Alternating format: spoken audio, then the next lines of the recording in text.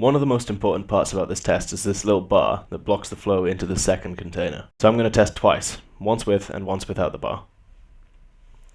It's also worth mentioning that this physics engine has to generate collision for every one of these little particles of water. So there's a bit of lag, but I'll speed that bit up for you.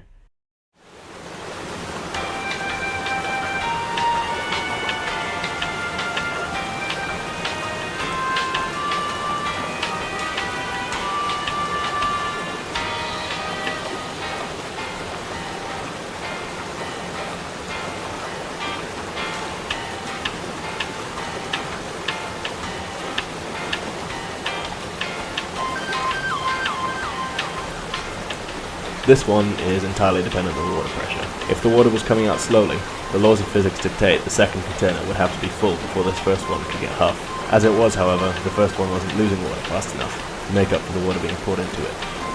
I'd make the outflow pipe bigger to solve this problem, but it's 2:30 AM.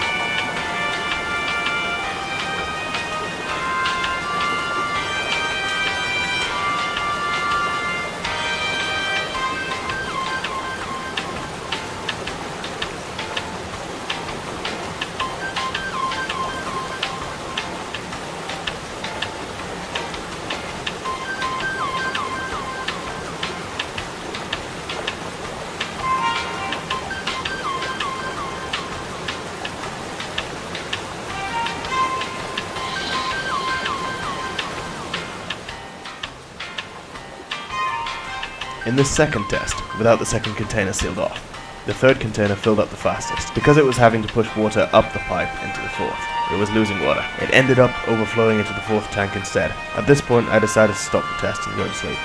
You can decide for yourself what the different outcomes would be if the water was flowing more slowly from the initial tap.